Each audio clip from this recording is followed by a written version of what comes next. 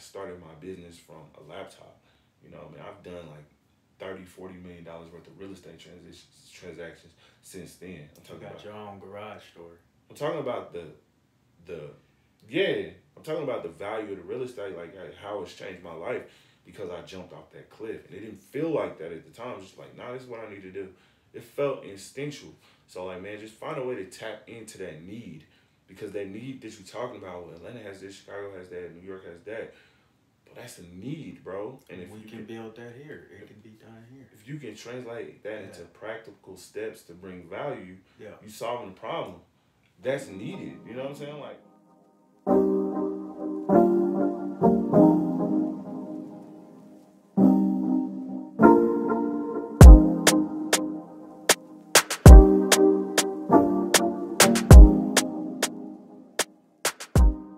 You say you've been tall all your life or most of your life?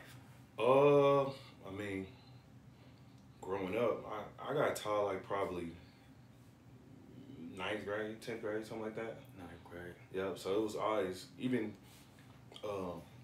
My wife is real into parenting, and she'll like study the psychology of children's brains. We got 2 small kids, 3 and 1, and she told me, she showed me an article that said that your identity, a lot of who you are, and what you believe is kind of set by the time in the first 7 years of your life. So I was always a small kid, like always. So even in being tall, like I understand that, but I don't always feel that way. I don't always think like I'm a big guy. You know, I know it. You know what I'm saying? I'm in my skin, so come on, now I know.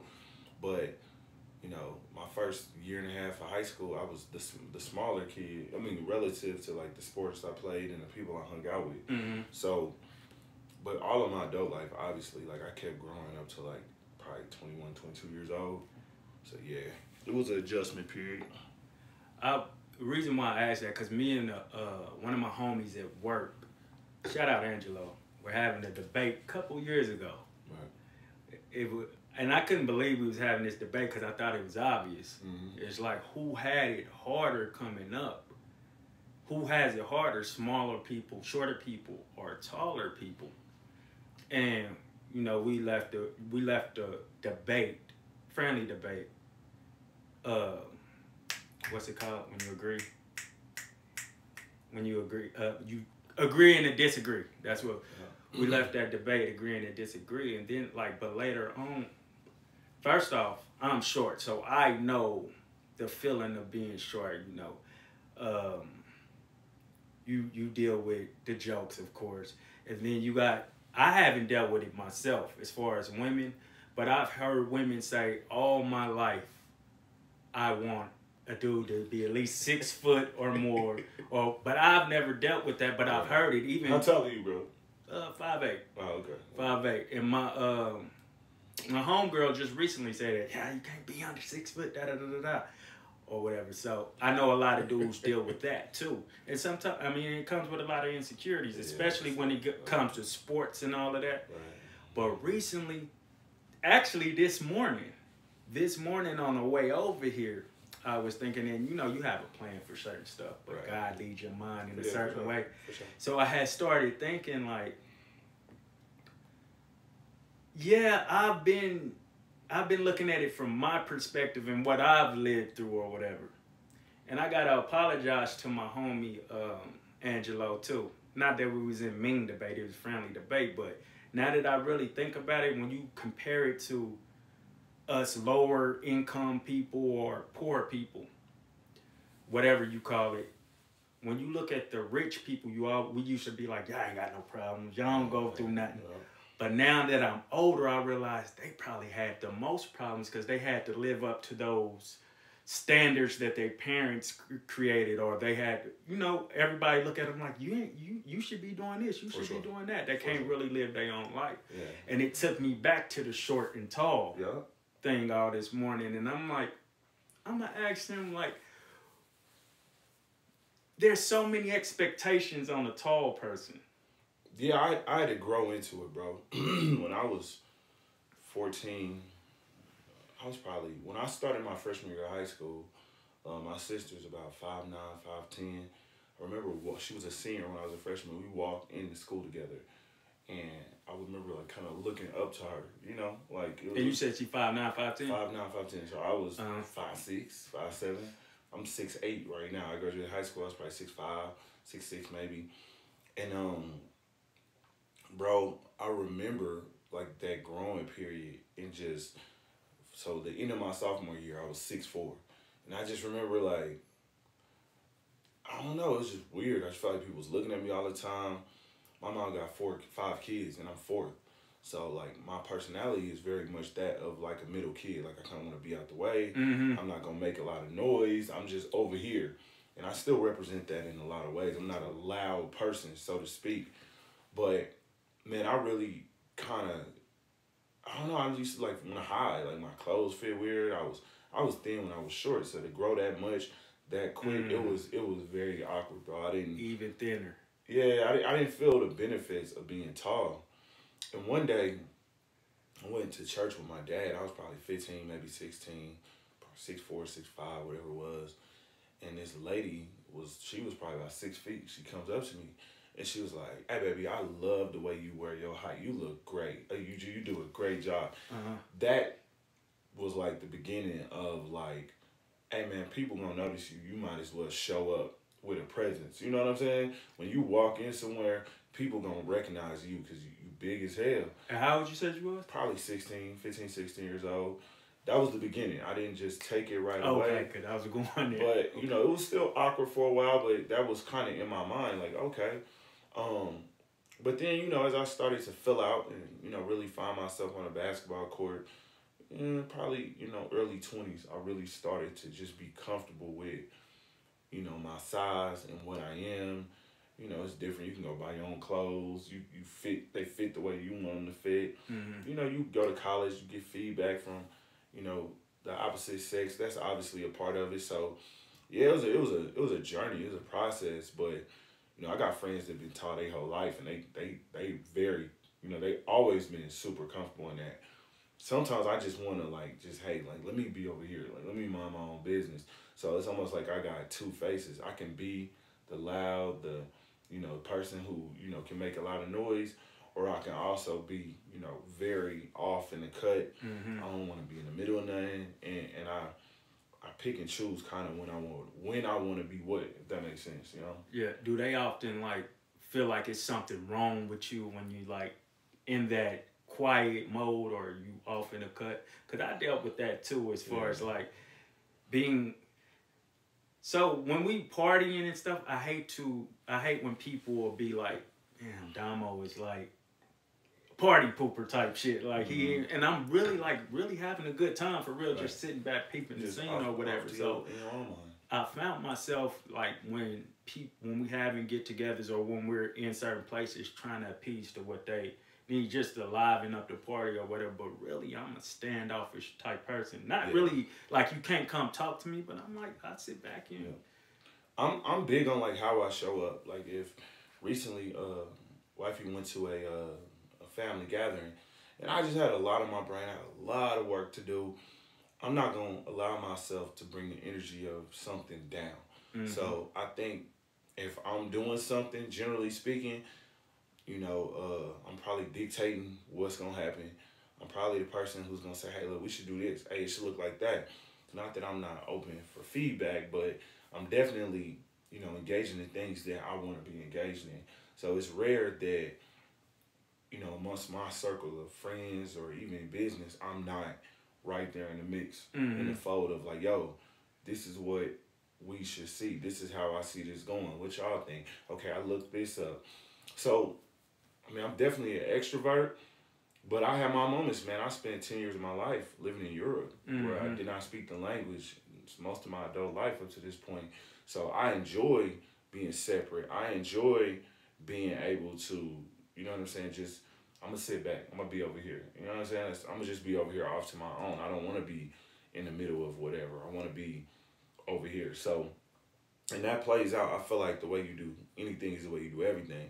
So I have an office in a co-working space, and my office is like way off the beaten path.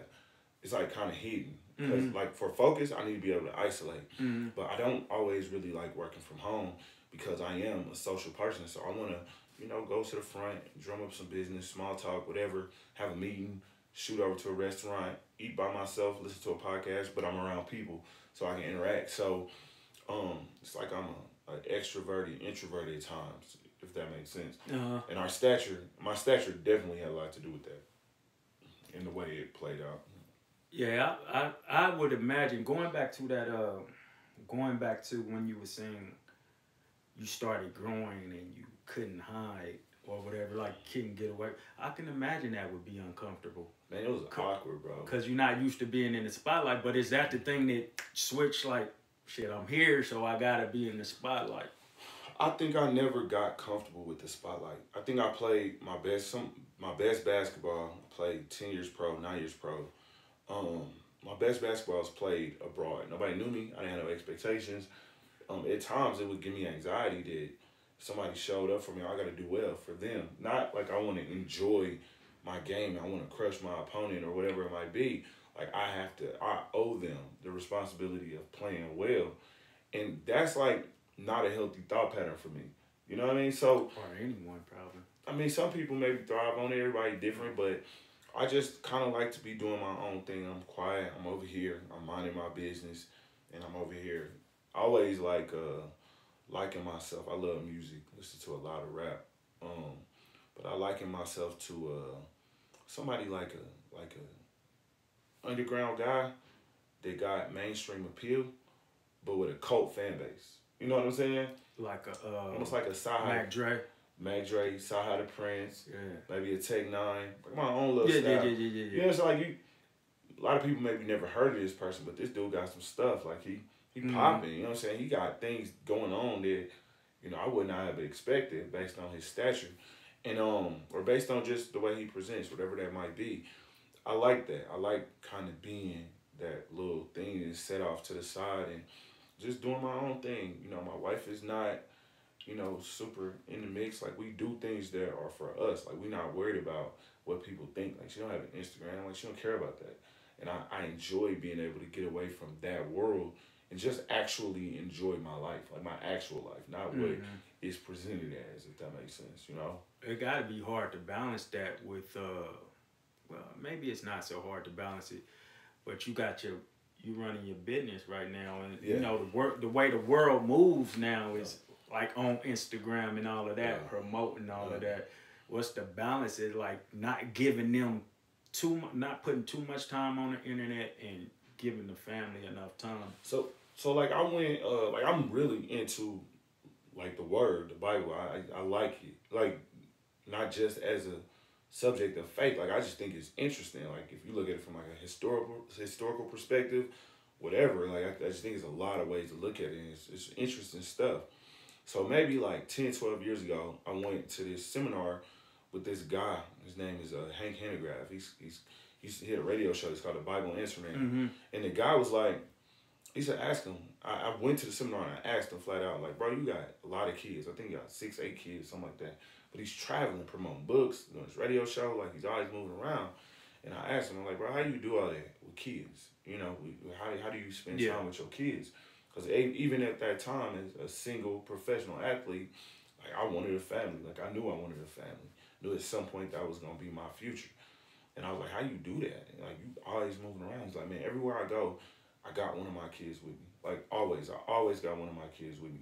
And I've had practical mentors, big brothers that I watched them walk out fatherhood long before I was even with my wife. So I've seen people take, the work-life balance is what you define it to be. So what I'm saying is it's the exact same thing with an Instagram. It's what you make it, bro. Like if you want to live for that and live for likes, cool. Like do that. I'm not here to judge nobody. Do whatever you want to do. I believe in like keeping things in their proper place. So yes, like that's important. But I got 1,700 followers. Like I'm not famous. Like people don't know who I am. Mm-hmm. I believe I have a huge amount of engagement with the people who I do have influence with. That's the important part. That's what matters. But the numbers is not there. Like I post because I like interactions with people who, I'm not gonna see a lot. You know what I'm saying? Like let's keep it real. We're not gonna see each other a whole lot after this. We're not meeting at the bar every week. Mm-hmm. You're a good guy. So it might be, hey, I like this clip. Hey, this was dope. Hey, check this out. it's that. That's much more manageable than actually trying to meet up with 5 dozen people over the course of a year. It's just not gonna happen. And then the other side of that is I got friends all over the world. I got friends that live in Northern Africa. I will never see these people in person again. It's dope to be able to say like, yo, like, how you doing? For sure. What's this? For sure. What's that? For them to know who I was when I was 25 and to see me now, like that's, man, I tell you a funny story. This is what I love about social media, bro. I went out with my homies 2 weeks ago. I just was working a lot, had the kids a lot. I'm like, man, I need to switch it up. You know what I'm saying? Just go hang out, something light and something low key. I went out. We walk up to the place we was going into, and a guy I know through basketball. The first thing he says to me, the first conversation we had when I get to this spot is, "Hey, bro, what books you reading?" Because I share books on my IG. Like, how dope is that, bro? That's dope. This dude probably 10 years younger than me. Like, how dope is that? That's fly. So, for me, it's not a work-life balance. It's I post when I want to. I don't when I don't. At some point, I'll probably hire, hopefully midway through next year, I'll hire a social media manager to, build my following up. And, we'll develop it that way. I've been wanting to do that for a couple years. But for now, bro, I am where I am, and it is what it is. I'm not missing anything.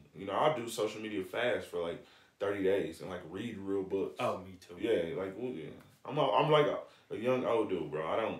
I enjoy it, I like it, whatever. But I'm over here, man. I don't need that.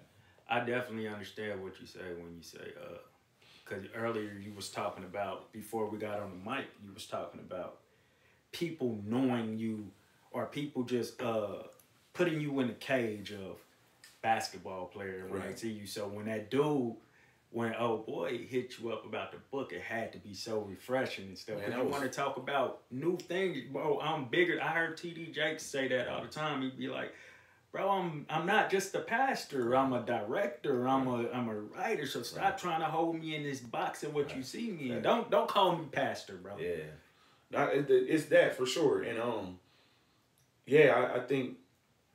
I think that, like, I was telling one of my homies, like, he's into fashion, and he got into real estate a couple years after I did, and he's doing really, really well. So shout out to bro.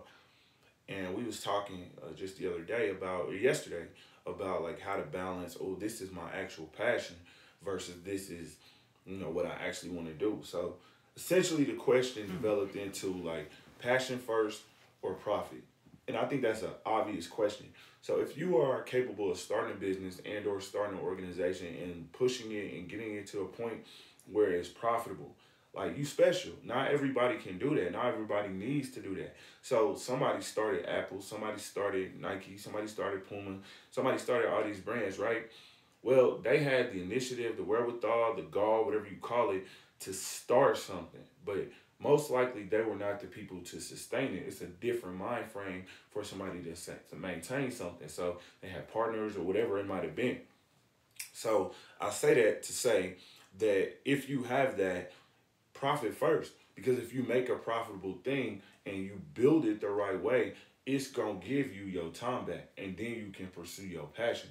But your profit, the thing that you start, if you're capable, it should be something that, for the people who are capable of starting something and getting it to the point to where it runs without their time or effort, I think it's important to start that, because that's going to serve a multitude of people separate from your energy. So if you think about it like, hey, your time is for most of us, like, our time is in alignment with, how much money we make. So you spend this much time, you make this much money. Mm-hmm. If you have the wherewithal to start a business and say, like, I'm going to set this thing and it's going to run without me, we'll do that. And then you can get to your passion. And I think that if you understand that, it's somewhat selfish to try to put your passion first, separate from profit, because it's like a fish in water. Like, it's a capitalistic society. We live in a state of capitalism. So therefore, like, we have to adhere to the rules of capitalism, which means create value and find a way to make it profitable. That's basically capitalism. Obviously it's an oversimplification, but if you do that well, the system will reward you. So inside of the framework of what we represent, I think it's important for people to make sure that they put not profit first in a way of like, oh, we put this before people. Nah, like build something that is profitable. Mm-hmm. You still operate with integrity. You still have ethics, morals, all that stuff too. It's not separate. I just think we have a weird relationship with money / profit, and we think that we supposed to serve separate from making money. Like those things can be one and the same. And I tell you what I mean. So I'll break this down. This is like kind of a dope time in my life because it's transitional, right? Mm-hmm. And my wife is really the only one that knows about what I'm working on. Haven't talked about it, so I'll talk about it right now. So I came to a head in my business where I was pretty much doing everything. I tried multiple times to hire. I tried multiple times to partner, and it just wasn't working. I'm like, bro, this is a challenge. I got a job offer. It was for 7 figures. Somebody offered me a 7-figure job, and I started to go down that road. And I'm like, man, I ain't doing this. The most important thing to me is like the quality of my life. That's what matters. The reason why the job didn't make sense is because that person within that job role, I would have been working 30 out of town, 30 to 40 weeks out the year. Bro, you follow my Instagram, post my kids. Mm-hmm. They 3 and 1 years old. Yeah. There's no way. I'm not going out of town every few weeks. There's no way. Like that's unless they could come with me, I'm not doing it. There's no amount of money. I'm not doing that because I see myself as a present dad. And again, like there's a world where that could make sense, but in that scenario it wouldn't. So I turned it down. And he and I both agree, like, yo, this is not ideal. Like this is not, based on what I got going on, like it wouldn't make sense. Like that's just not something I'm interested in.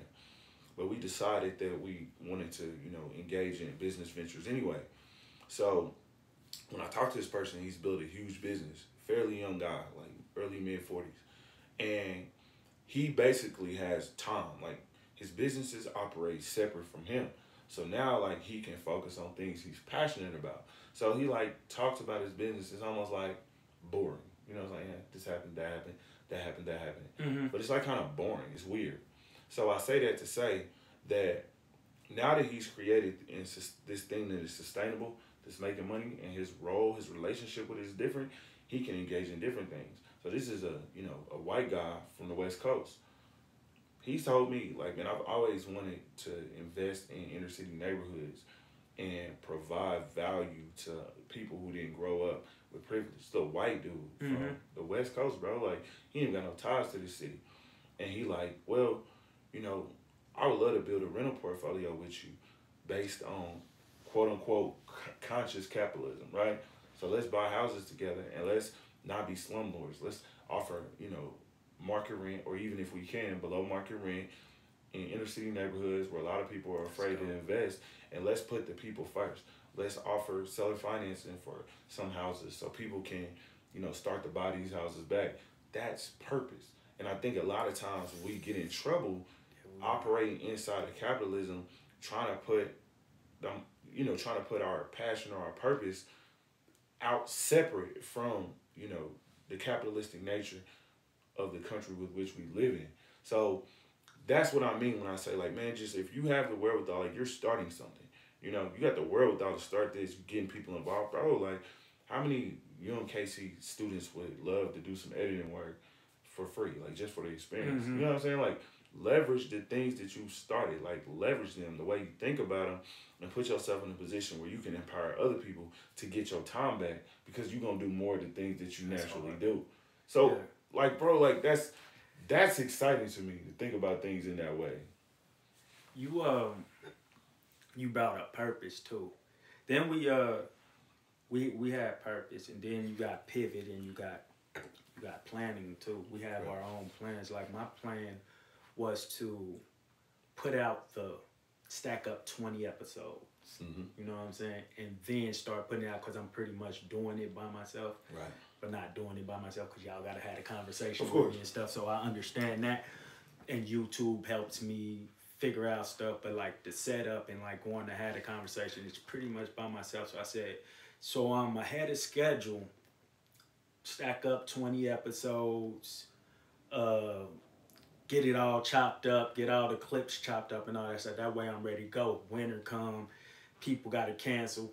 I'm ahead of schedule or whatever. Recently, I had this huge accident that set some things out for me. Bro, you gotta talk about that. That's kind of crazy. Yeah. So I got knocked off the road by a drunk driver. and she knocked me 75 yards onto a train track. That's insane. 75 yards off the road. Yeah, that's 3/4 almost a football field. You know what I'm saying? And all rolling all the way down there, and I came out with just a hand injury. You know what I'm saying? That's crazy. Few bruises on the head, nothing major or whatever. So when I climbed up out of that thing too, but going a little further along, like people who found out about it kept hitting me like, yo, we love you. Life without you would be different. You are here for a reason. Just seeing how it, seeing how bad it was, dude, you are definitely here for a reason. And I felt like God was telling me, F your plan. Right. I got a different plan. Start putting them episodes out. And putting the first one with D Moore and all that, getting the reception from that, and like, whether it's a lot of people or little people, just knowing it touched people at a certain time. Somebody saying, like, I really needed to hear this because I was in a mode of suicide or about to do this or do that.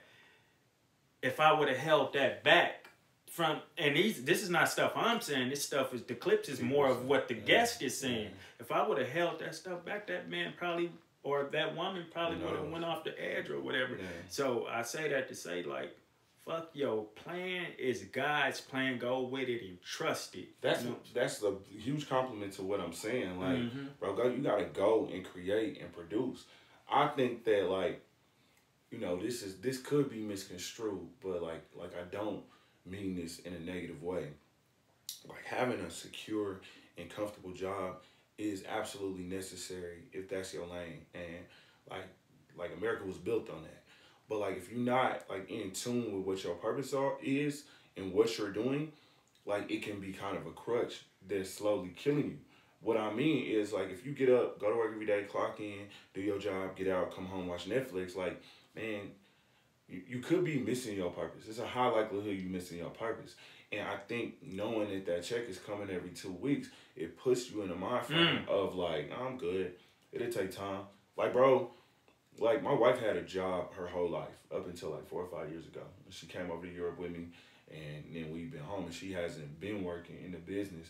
Last few years, she's been focused on building a family. She just got a real estate license, and we hired a consultant to integrate her into the business. And I noticed, with all due respect to her, it's almost like she moves as if things are kind of expected. Again, all due respect, it's a learned behavior. Whereas, like, man, I gotta get it. Like, it's an urgency to everybody I know in my position. Like, we got this urgency, a business owner, whatever, and she's developed that. Don't get me wrong, and I can't do nothing I do without her. So like, I can't get that twisted at all. But it's an urgency to somebody, and I wouldn't be no different. It's not like I'm special, but if you just listen to like an entrepreneur story, it's something to like jumping off the cliff with no backup plan. You gotta grow wings, like, you gotta develop. And I think that, to hear you say that, that's exactly what that sounds like to me. It's like, nah, bro, like, there's a need for this thing. So if there was no such thing as a 9-to-5, and we all had to figure out like our value, right? Our value. Hey, I'm gonna grow tomatoes, you grow greens, you grow corn, you bake the bread. Like, now you know specifically what your value is, right? Versus like, man, I kind of want to start a podcast, but I'm going to focus over here. My retirement's there. Yeah, that's good. Don't get me wrong. You have to have a level of security that's in line with what you wired for. Yes, I get that. But when you out of tune with your purpose, like, man, it's hard for God to use that. Yeah. If it's, I'm just going to get up and go do what I'm supposed to do every time, like, nah, like, when you go out there and it's you and the wolves and you got to kill what you eat, like, hey, God, I need you. What's up? What you telling me? You will develop more your senses, your awareness. It'll be better because it's nothing between you and failure but God. Like, you got to be more in tune with it. Ain't that crazy? Versus, like, like this crutch, whatever it might be. And for years, for me, it was basketball. Like, I can hoop. I'm going to figure it out. Like, that's still a job. So I'm not speaking from somebody who's above, W-2 income, because essentially that's what that was. Yeah. So, yeah, bro, like, when I hear people, like, with they things of what they starting, I'm always supportive because I know how hard that is, bro. Like, that's so hard. You got so many things to fight, and most of them is between your ears. So it's like, just the encouragement, support however I can. You know what I'm saying? But you gotta have the wherewithal to withstand some storms. Cause man, I've been through them. I seen it. So talk about it. Shout out to you for being able to just say, you know what? Despite XYZ, because we always got everybody got an XYZ. I'm gonna start my thing. I'm gonna go and do, you know what I'm saying, whatever it is that I feel like God is calling me to do. And my goal is to just bring value. And I'll circle back just a few minutes. I noticed like when you reached out to me on IG and 2 or 3 times just since you've been here at the crib, I felt like you talk a lot about like the numbers of what was here. And I'm like, man, this is out the trunk though. This out the trunk. You know what I'm saying? Master P was selling CDs out the trunk. Bro, that's, you know, think about that, bro. He's a mogul, dog. Yeah. He started selling CDs. He was selling them out his trunk. That's not even a thing no more. He couldn't do that right now. Mm-hmm. And, like, what's Jeff? Go ahead, I'm sorry. Yeah, Jeff Bezos and Amazon. You know what I'm saying? Like, Jeff Bezos in the garage. Like, bro, that's beautiful, dog. That's actually, bro, you ain't never seen that picture of Jeff Bezos in the garage with the open door with Amazon written on a banner? Like, it's handwritten on a banner. Like, dude, it's crazy. It's crazy. So, like, when you see that, like, you starting something, bro. Like, what it's going to be is what it's going to be. What it's going to be is what... I used to trip off the numbers when we would save it for the podcast because it's like, man, and it wasn't more so for me. I think anybody who knows me know that, but kind of for me, but it's more for, I'm just tired of seeing my people struggle. So it's like, and it's like the pressure of everybody believing in me and like kind of leaning on me too. So it's like, man, I really want this to happen so I can like cut some things out. Like cut some pressure up off some people, cut some struggle up off some people. But now I'm in a I don't worry about the money because I feel like if it's gonna happen, it's gonna happen. And I'm moving in purpose, so it's gonna happen. It's gonna happen eventually. It's like bring value, bro. Your reward is inherent when you bring value. And it's a billion ways to do that. Like, I think, like, you know, hustler is a word I really like. Some of my favorite people is street guys because they just got this authenticity. Yeah, they don't move with a lot of fear, and I admire that, man. So I don't know D Moore, but when I've seen him on social media and stuff like that, so I know of him. But when I seen the clip you posted, I'm like, that's the raw, you know, the raw emotion that I thoroughly enjoy. It's why we love gangster movies, bro. I just like that. Just be real. That's my spirit, though. See, he just to speak on him, to me, he's more of the realer gangsters because he's more real to himself. Exactly.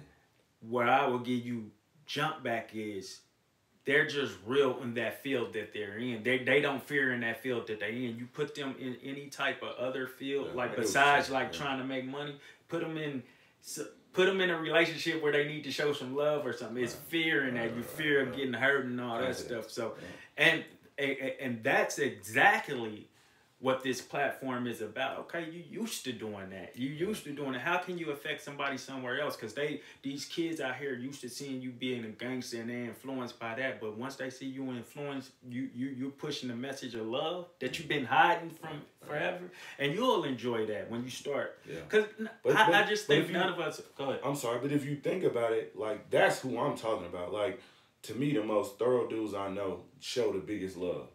The biggest love. I tell you, my favorite teammate ever. His name is Greg Relatos. And I say that, I got a lot of favorite teammates. He just pop up in my head. Greg was half Greek, half Australian. The strongest person I ever met in my life. He's weird strong.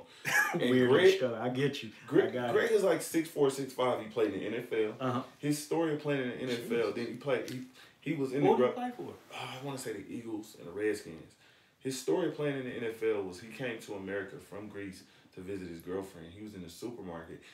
A coach for the Redskins saw how wide he was.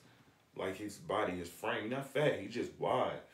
He's like, hey, bro, what are you doing here? He's like, I'm at the grocery store looking for something for my girl. No. Like, what are you doing in this store? Like, why you not? Dude ended up on, like, he made the practice squad. He made it to the last cut. No, he's from Greece. He never played football before, ever. and he got some time with the Eagles, and he might have bounced around for a little bit. I don't know his full story, but this guy is like, if I love you, nah, I love you. The stories that they would tell about this man, I watched him turn beet red. He's a white dude. I watched him turn beet red because he thought that somebody was threatening his teammate. He will murder for you. He will murder for you. And at the same time, we had in Europe, it's common for the fans to kind of get suspended because they don't have the same barrier between the game and the stands. It's not the same. Like Russell Westbrook. That's the first person I thought about when you said that. I shouldn't say it in disrespect because I don't mean it that way. But generally speaking, like NBA players don't have to worry about fans coming onto the court and like breaking that plane. Right. Like they get threats and stuff, and that stuff matters, and it's inappropriate, and there's no place for that in the game. So I don't mean it in a different, disrespectful way. But like those fans, they will come on the court. Like it's different. So one day we didn't have fans, and I'm like, where the fans at? We got playing in an empty gym. And he like, yeah, man, the fans got suspended because they threatened to kill the ref. I'm like, what? Like all the fans. There's no fans in the gym. We had to play in an empty gym. What are y'all used to? What amount? Not to interrupt the story, 5,000 fans, maybe. Damn. It's no. And you just nobody. clear the whole fan. You can hear everything. It's weird. I ain't mad. You can hear it was so weird. So I'm like, bro, you ever be like worried? Because if we lose, they gonna come after us. He's like, nah, because all the gangsters is threatening them. Those just my friends, and they know what I do to them. I'm like, who are you, bro?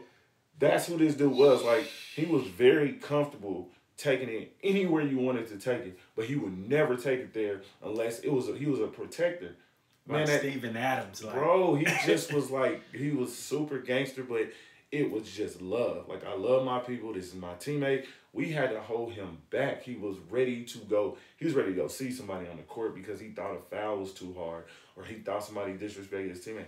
To me, that's the biggest gangsters is that. Like, nah, these are my people. I love them. I protect them, and I'm going to be there for them. And if you got a problem with them, I'm going to raise hell for them. That's what I mean. And that's the spirit that I admire that so much, man. I just love that. That's dope to me. Don't you wish you can, like, convince him into being around you? As far as, like, because it's value in what he do and what you do now. You know what I'm saying? So you often like work around people and you be like, man, I'm taking them with me because I can see the value in what they could do with where I'm moving and stuff. I used to feel like that, and I used to try to like bring everybody into my organization. Like, yo, you can work with me, you can work with me, and it doesn't work. You know what I'm saying? It doesn't work. So what I say now is like, man, I want to take a trip. I mean, more than one. He got a baby, and his daughter is around the same age as my youngest. I want to go there. It's a beautiful country. I just want to go and, take my family so they can see it. And I want him to meet my family. My wife actually came to Greece that year and lived with me. And he saw how on edge I was before she got there, And what you mean by on edge? Like just excited or? I was frustrated that she wasn't there. I was like, hey, man, like, that's my wife. I wanted her there. We was living apart. That wasn't the plan. It was just a lot. And when he first met her, he said, I'm just so happy you're here because I see the difference in Esian since you got here. Like, I see the difference. And I didn't realize that until he said it. So, again, just a super authentic guy. And that's what I really mean when I talk about, the gangsters. Obviously, we know guys who, they represent more like what you said. But I mean the guys that are just in their authentic self, they can take it there. Them the scariest ones. Them like scary dudes, bro. The scariest ones. And I love those types of people. Like, I like that. That's cool to me. How your wife take to that as far as him saying you just a different personality? She heard it. You know what I'm saying? You'll have to ask her. That was 2018, so 2017. So I can't tell you specifically. She blushed, she glowed a little bit, but I couldn't tell you specifically what she felt in that moment. Adjusting. When y'all get with each other? We got together 15-ish. We got married in 16. I've known her for years, though. And you was overseas in 15? Yeah. I was overseas, and we kind of dated around a little bit, and then we got probably more serious in 16, and that's the year we got married. So I knew her. I knew what she was about. Like, you know what I'm saying? I've been around. I know what she about. She the one. But you used to like traveling and doing all this thing with freedom and kind of like moving at your own pace. But when you bring somebody into the fold that's real serious, that's got to be like a major adjustment. Even if you, a lot of times we be wanting stuff. We in our mind we want it. I want a marriage. I want to do this, but when it actually happened, we're not so prepared for it because we ain't really. You can't be prepared. Yeah. You know what I'm saying? Like, if you bench press 200 pounds and that's the best you can do, you're not going to be prepared for 300. That's crazy. There's no way. There's no way. Like, you a rapper. There's no way to be prepared. Like, that's a fallacy anyway. That's a fallacy. Show me something where you, like, being, obviously you can be prepared in a practical sense, but in a sense of, like, growth, you're not right. You're parenting, not nothing. No, you can't be, you can't be prepared. Like, we had 1,000 diapers when my first son was born. Like, I'll show you pictures somewhere on my phone. Like, he had so much stuff. We lived in an apartment at the time. His room was no bigger than this room we was in, that we in. Bro, he had so much stuff. We weren't ready. You can't be ready. I think there's no ready. Like, you go. But I say that for me, the benefits almost immediately was evident. Almost immediately. The benefits of doing life with a person as opposed to by yourself or, dating around, whatever it was, it's almost immediate for me anyway. I just noticed the benefit of it. What you think helped y'all excel? Because with me, I felt I was horrible with husbanding, for lack of better words. Right. In what way though? Because I lack compromise. Mm. You know what I'm saying? It ain't like I was like, I wasn't a person like controlling person, but it's more of like, okay, this is how I've been doing stuff. Like, you know what I'm saying? Versus like, and my communication was bad. Yeah. But what I am good at is looking inside of myself and being like, nigga, you trash. What you doing is right now trash. Yeah. See how if that's you, see, if that was you on the other side of you, see how you would react to that. So what I am good at is looking at that, but at the same time, I forgot where I was going with that. You was telling me, like, you said you weren't good at being a husband early on, and you was breaking down how or why that is, because you asked me, like, how could I adjust, or how was I early on and how have I grown? Yeah, that part. I had to compromise, start to learn to compromise more. Like if just meeting in the middle, I think compromise is the biggest part of relationship, but commitment is the most. I wasn't fully committed to it. Yeah. Once I became committed to like being her best friend, committed to, and when I say best friend, just when she want to talk about something that didn't happen at work, actually get engaged with her instead of being like, whatever. Right. I got really engaged with her. So, what was that hurdle for you? I think early on I was looking for something different. I was tired of traveling. I had a big injury in 2016, and that next year probably would have been my money year where I really brought home some cheese. What was that injury? I tore my quad. I ruptured my quad. It's like crazy. My leg would like swell up. It was wild. And I literally was home. I didn't have a purpose. I didn't know what to do. And she was just mad supportive. She got to move to work every day. She didn't trip about nothing. She was just chill, bro. And I just felt like, for me, just being there at that time, like if you play a sport or if you do anything that there's status involved, like there's gonna be people, women, men around because like of the thing that you do. It's just natural. And it's not necessarily to say that these people are around for their own benefit, but people want to be associated with something that's, what they perceive as great, whatever that might be. Like, oh yeah, I dated that guy, he's a doctor. Oh yeah, I dated her, she got a million followers on Instagram. Like, people want to be associated with something like that. That's why I think Future always talking about hitting dudes' wives and their girlfriends. I think it's like that's something in his mind to be, obtained for whatever people reason. Even do it through death too. Yeah, even that's the worst. That's the worst. So I noticed with her that didn't exist. So like, I think the common theme over the last 15 years of my life is like, I think this way, and there's like a construct and like a framework with which I operate. It's like, okay, cool, let's tear that down and let's go operate over here. And then my life improves. The quality of my life improves. And every time something happens and that gets torn down, like the quality of my life just gets better. It's like you saying like, dang, I'm kind of trash. Or getting in a car accident and then coming in here and talk about it. Like, if you look at those things and then you compare where your life was going and you say, you know what, I'm calling my mama every Sunday and we're going to have dinner every Thursday because that's my mama and she's going to be here forever. Like, your life will improve. Like, the quality of your life has gotten better because you've chosen to focus on something that is more in line with your core self. So when I go through this injury, like, that was a very difficult time. I would argue to say that was probably the hardest time of my life. If you think about it, I wear sweatpants every day. I'm 6'8". I'm really good at basketball. So I'm going to the gym, murdering guys, going to shoot thousands of shots at a time. Then I just go home and wait. I don't got no purpose. Like, what am I doing here? Why am I home? I'm in Kansas City. I'm not making no money. Like, why do I exist?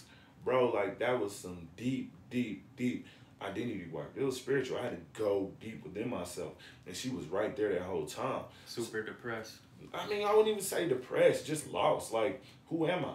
Picture a cop with no gun and no badge, and he can't, you know what I'm saying? But that's his core purpose. Like, that's his identity. So, like, what that time period did to me is it stripped away the identity of me. I'm an athlete. All my friends at the time was basketball players. All my associates was athletes, and I just looked like every other athlete, and it created a very limited life experience. I just didn't know it at the time. So, from that time, I kind of, turned into something different. Like, I started, I don't know, like, I joined some men's groups, dove deep spiritually. Her and I got a lot closer. I'm like, what I'm waiting for? Like, I know what I want. I'm that type of person. Oh, I want something? Okay, cool, let's go. When we found this house that we living in, like, we just driving down the street. We just happened to be on the street. Oh, y'all like that house? It's cold. We weren't even, like, pre-approved. We just like, oh, y'all like that house? Y'all make some nice money. Like, let me call my homie. We gonna get that one. Here we go. If I'm gonna do something, I'm gonna do it. And let's go until failure. Like, what's gonna happen? We gonna end up in the same spot we in right now? All right. I'm not mad at that. So that's what it was with her, man. And early on, like, I had such a growth mindset. Like, I was so susceptible to, like, change, and because, like, I didn't have anything to latch on to. Our first year of marriage, I was unemployed with an injury. So I started a business. I started my basketball camps. You see all those flyers over there? Partnership with Nike. Like, that was born out of one of the lowest points in my life. Starting that business that I still operate to this day, starting that business gave me the wherewithal to say, dang, I can actually do a business and make money. Like, we made nice cheese my first go around with that. So 2 years later, I jumped off into real estate and never looked back. But it started from that. It started from that moment. That's why you don't know what this is gonna turn into, bro. Yeah. You don't know. Yeah. You never know, and you can't ever you can't talk down on your beginnings, man, because it's the story. It's character. That's one thing I've learned in life. No matter what I go through, if you ask my wife told me the other day, the thing that stood out most about that police report.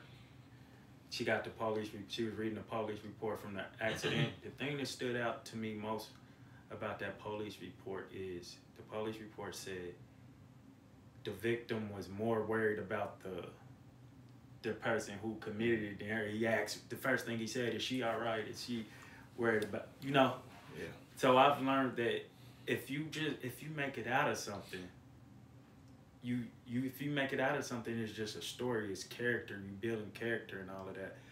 It's our podcast, so this is a part of the conversation or whatever. Yeah. Like, without that happening, you wouldn't have brought it up. I mean, you wouldn't have said talk about that or something like that. Right. Somebody else probably went through that and was probably shitting on the other person. Maybe this will help them have a different perspective about it. You know what I'm saying? Or how to come at somebody. So I feel. You said it was a young girl? 24-year-old. So think about when she comes to and she figures out what happened, and she, it's got to be a sense of guilt. But then for her, you may never meet her.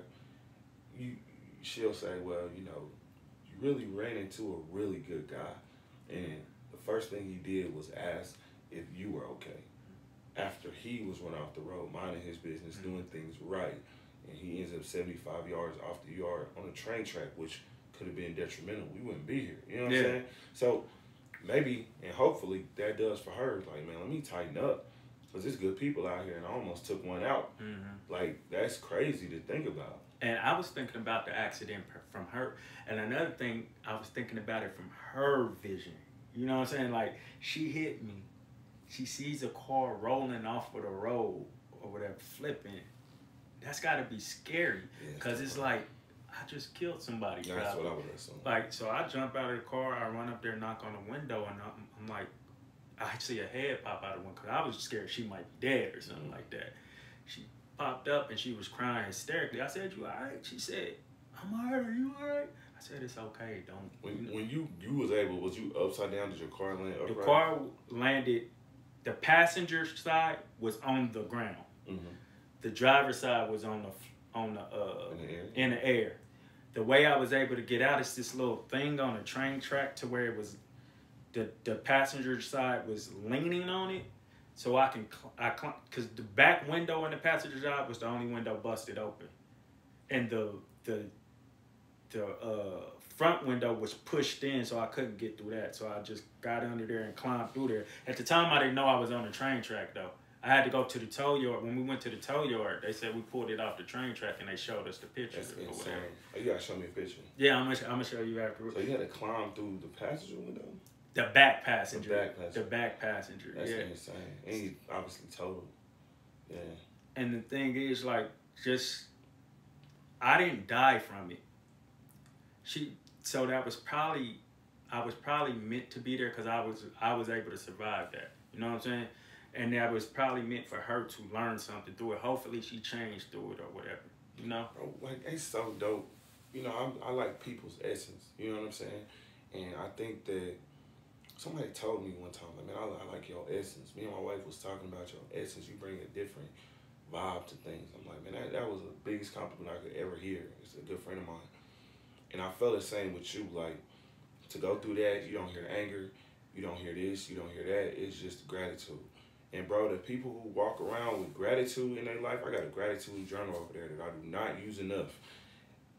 If the people, it's like, I believe it's science. I'm not going to say literally. But the people who tend to focus more on the things that they have versus they don't, they just experience a better quality of life. When I'm consistent in that gratitude journal, when I take my time and say, like, yo, I have this, I have that, I have that. And I was actually thinking of a way to, like, really, like, look at that as a staple in my life. And this is my plan with that. So I recently had a big challenge in my business. I had a contract to run away with. For me, what was a ton of money, a lot of bread. And it set me back, you know? So for the first time in some years, bro, I'm looking at how much gas I'm spending. I got a big truck. Yeah. You know what I'm saying? Nice truck, too. Appreciate you. I'm looking at, man, groceries. Like, man, that's what people talk about. You know what I'm saying? Groceries. I'm got bills out the wazoo because I got business bills and personal bills. I'm like, yo. You know what I'm saying? Just shelling it out. And like I said, this guy ran off with a very healthy amount of bread. I'm like, yo, man, like one of them moments again. And in that moment, in that time period, you know, it lasted a couple months where we just was sorting stuff out, had to figure it out. And, you know, my wife and I got closer in that time period. I decided it's better to have her in the business. We tried it a couple times, but like actually hire somebody who's going to integrate her into the business because she got the skill set. I think sometimes the marriage can get in the way. And I said, I had a recent interaction with a family member and I saw how this person was living. I'm like, yo, I was just at my worst. Recently, dog, this is recent. I go home to a beautiful house. I go home to two little brilliant boys. These little dudes are smart, man. They smart. It's crazy, you know? And I heard somebody say, you know, if somebody was about to rob you and had a gun in your head and they asked you, what did you want? What do you want? Like, you one thing you want. The most obvious answer is, you know, like I want time back with my family. I want time back doing the things that I care about. And I start thinking like that dude took some money. Man, I'm gonna get that back. Like one thing I know I do, I'm gonna get that back. I'm gonna get straight. Yeah. He's still him though. He gotta go be that. He's likely doing that to somebody else. And we gonna, you know, pursue legal action, all that stuff. That's fine. But he's still him. I'm still me. I'm still gonna do what I do. You know, I got to where I got to. It wasn't an accident. This is who I am. You know what I'm saying? So we're going to come back better and stronger. And that's not ego talking. Like, that's reality. So I said, like, you know, my floor is, you know, somebody else's dream. And I mean, I say that with extreme humility. Like, it was a time where I dreamed about some of the things that I have. And it's not material, bro. That has nothing to do with material success. It has everything to do with relational well-being for me. My kids are good. My wife is good. I'm straight. What else matter? What else really matter? We cool. We gonna thug it out for a few months, kick it with them, cool. You know what I'm saying? So maybe I gotta, you know, watch things a little closer, things a little tight for a little bit. That's not forever. I'm fine. So what I said I was gonna do is, I said that, man, you need a reality check, bro. You so in your world and looking at where you trying to go, Eshan, that everything besides that main thing that you trying to achieve feels like failure. Think about that, right? You've achieved X amount level of success, right? Bro, like, you're going to be chasing that forever if that's the thing. You're going to get to this level, then you're going to want something else. Then you're going to meet somebody else who's this, and then you're going to want that. Then you're going to want that. That don't stop. And it's not just about material. I got a family to support, and not just the people in this house. Yeah. I'm saying, like, for me, it's growing kind of like what my expectations are, separating from, you know, some of the, you know, material success, but understanding like, hey, man, you're still in an amazing spot despite the challenges. So I said, all right, I need to be reminded of that often, regularly. So our pastor at our church talks about doing prison ministries in Lansing Correctional Facility. So I texted him 2 weeks ago. I'm like, yo, I wanna volunteer. Then I ran into one of my homies living around the corner. Hood. He's super good. He just live out here. So I always mess with him. Like, you all suburb dude. Like, I that make you smile. Yeah, man. He's like one of them ones like we talked about. Big love, just always looking out. He from the dirt. Like, you could just tell. But love, man. The dude is just, he shows so much love. And he like probably 42, 43, but he's lived such a full life. You know what I mean? He could just well be 60, you know? So, and like hood dudes, hood niggas age different. Because you think about it, you make it to 21, if you live in a certain lifestyle, that's an achievement. So when you really talk to some of your hood homies, like, hey man, this dude's 40, oh man, he made it. Like, that's everything, right? Nah. That perspective is wild. I'm not expected to 16 now, but a lot of people 23, 21, like you said. So to make it to 30, boy, I'm living. Yeah, for real. I wasn't expecting to be here, so I'm taking everything in. You feel like that, or you saying that's how people think? When we was young, I was told we weren't going to live past 23. That's insane to me, bro. See, I'm from struggle. Like, we had at times, my mom lived in a 2-bedroom with 5 kids, boiling water, sometimes lighting candles when the lights get cut off. Like, I know that. But she did a really good job of keeping us in good neighborhoods, good schools. Yeah. So, like, that is different to me. I saw that, you know, that was arm's length away, but that wasn't how it came up. Yeah. So that's crazy. Yeah, life expectancy, whether you was in the streets or not, just being in the hood. Yeah, because, you know, bullets stray. Yeah, ain't no bullet got no name on it. You get hit. I said in a rhyme a long time ago, like, that was our alarm clock. Yeah. Get up. Bullets. That's ringing us up. That's how we woke up in the morning. My favorite people, because they got a different appreciation for life. Like, if you grew up in that's a war zone, dog. Anywhere in the world but America, that would be considered a war zone. Literally, like, we got to do something. You know, this is the only place where it's like, oh, it's over there, that's them. They look at it like a separate problem. So, what I'm saying is, like, I want to get back to that, but to bring us back is, like for me, man, I need, you know, a reality dose. Like, I find people that are doing really well for themselves, and I associate with those people, and I try to learn from them and achieve certain things. I'm going somewhere. But, you know, man, I've already greatly exceeded, you know, the expectations based on what my family has achieved. I did that before I ever stepped into real estate, technically.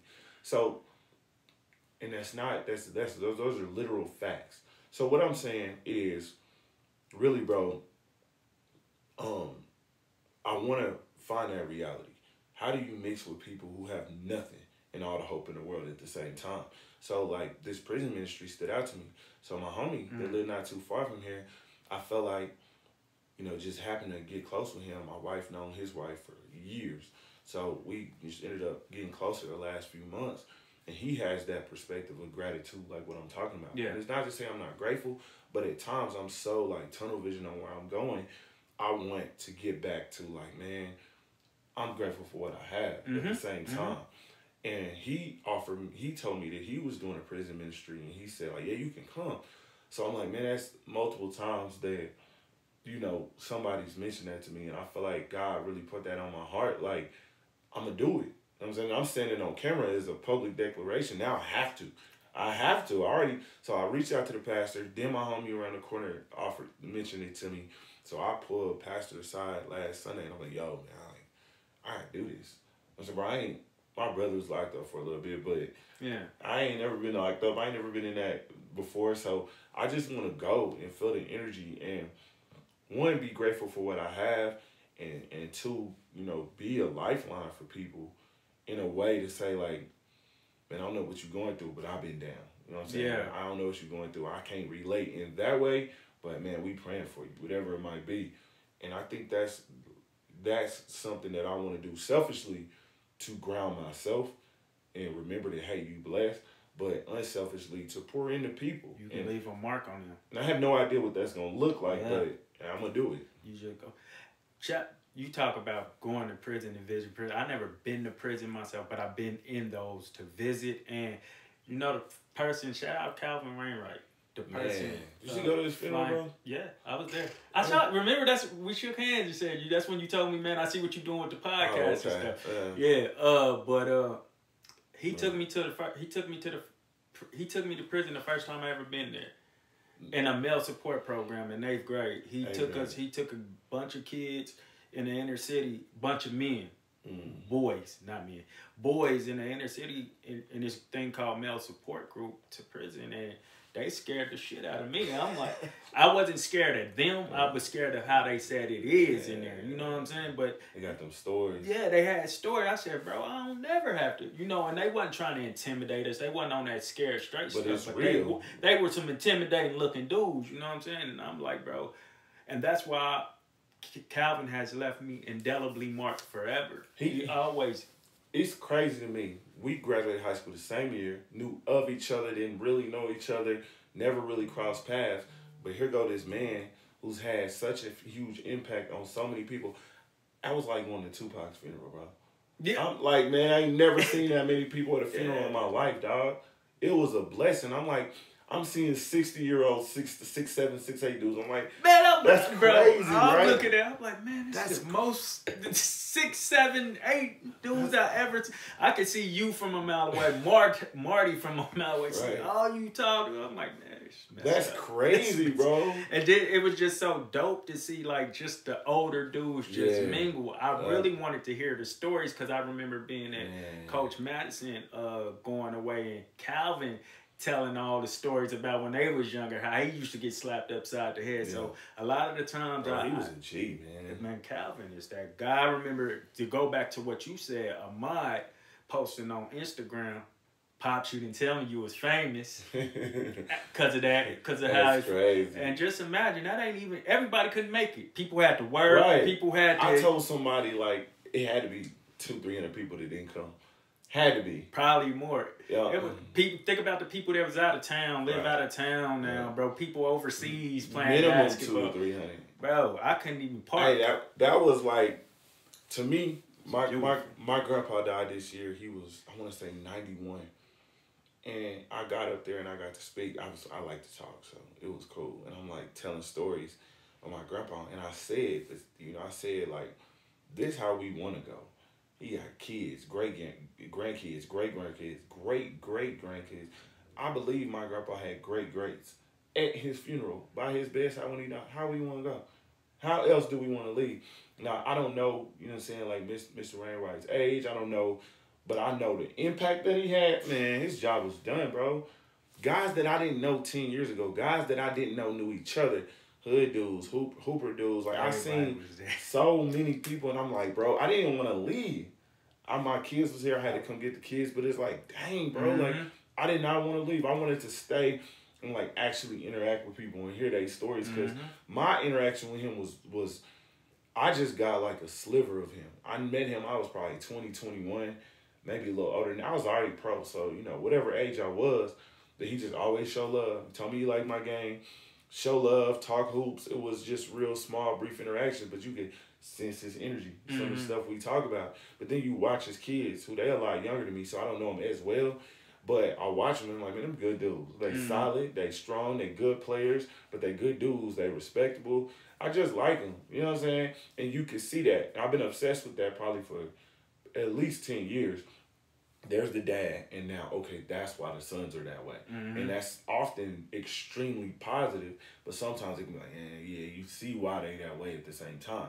So, man, I say, like, he had an impact on me.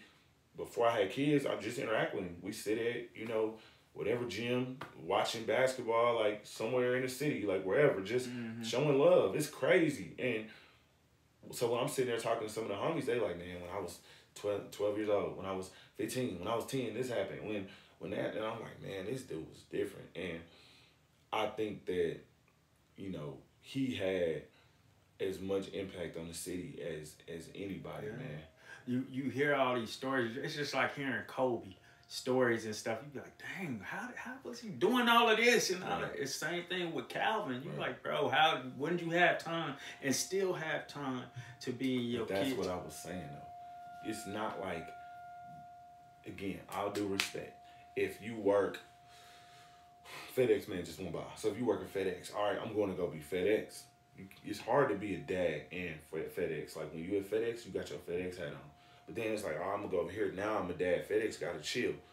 Bro, I took both of my kids with me to practice yesterday. You know what I'm saying? I'm an assistant coach at a private school not too far from here, Barstow.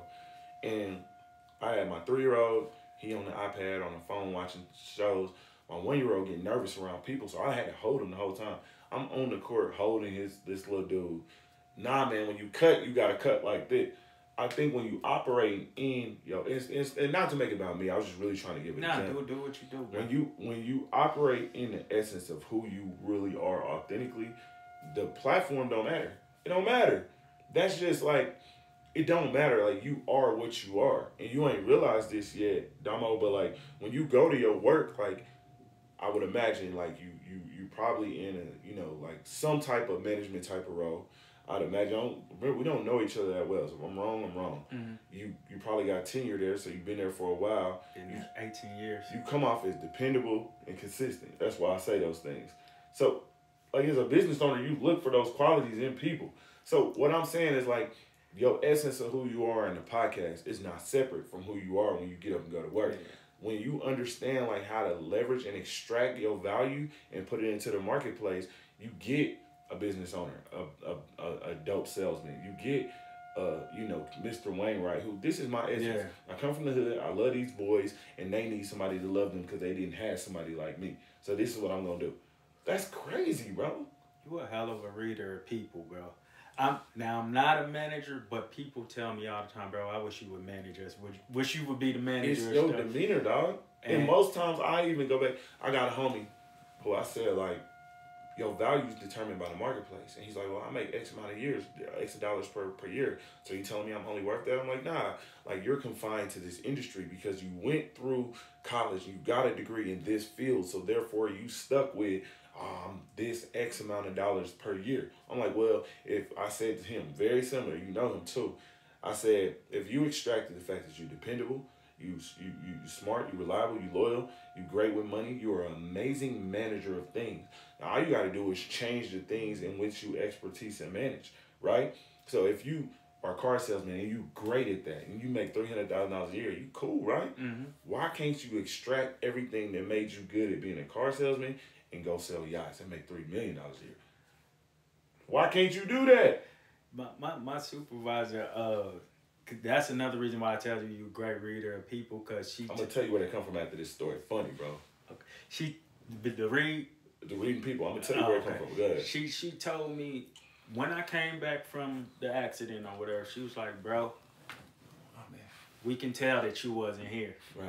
The numbers are down and the spirits are down. Facts. And keep in mind, I don't talk to everybody, but when they come to talk to me, she was just, and then she said it again today. She just come up to me like, it was different when you wasn't here, because I took a day off yesterday to go to the surgeon or whatever, and she said it was different. So that's why I said it's crazy that you just read that, because that's another part of my purpose. And I'm gonna let you get to it real quick. Yeah, you good. Because I often complain about the platform, not having the platform that I wasn't to God, that I wanted to be on. I'm saying, I don't want to be at this job no more, man. I'm bigger than this job. You're not doing what I put you in. You're not being in purpose in a place that you are with those 300, 400 people. Right. What you gonna do in front of 1 million people? Ooh. You ain't gonna use that right. Yeah. So I started using trusted with a little. Yeah, like if you can't handle $100, why would I give you 100 million? Yes, that's why I be in there and I move. Not only because I feel like God telling me, I actually love doing it. Like no matter how quiet I've been in life, people have always come to me with their problems, and I never knew where it came from. I never understood it, and I stopped ignoring it finally within the last few years and started realizing. Yeah. That's the purpose right there. That's interesting. I read in my Bible plan this morning. I forgot about this till I text you. I'm like, oh yeah. So I read in my Bible plan this morning, totally oblivious to where we was gonna be in 3 hours, 4 hours. It said, I don't want to fumble around, go through scripture, but it was a scripture that was basically saying that it's healthy to vent your problems to somebody. It's healthy. As a matter of fact, I will fumble. Go ahead, man. You do what you got to do. You can edit that part out. Because we need to, I don't want to take away from people what could possibly help them. Yeah, bro. All day. So, it was Ecclesiastes 3, 1 through 4. Nah, that ain't it. It was Psalm 32, verse 3.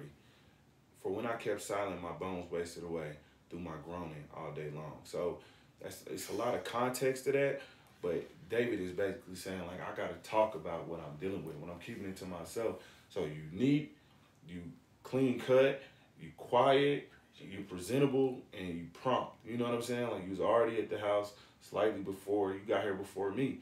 So, like, when you present a certain way, people gonna trust you. You know what I'm saying? Like, I tell people all the time, man, you dress how you want to be addressed. And like, even I take my sweatpants to. That's hard. Bro, I take my sweatpants to the tailor. Like, hey, I want, it's going to be on film, but. Right. I want my clothes to fit a certain way. I want to present a certain way. And obviously it can become superficial up to a point, but present a way that, you know what I mean? Like, present a way. But all those things, your speech, your calm demeanor, like, it's just matters. Like, you see that stuff in people all the time.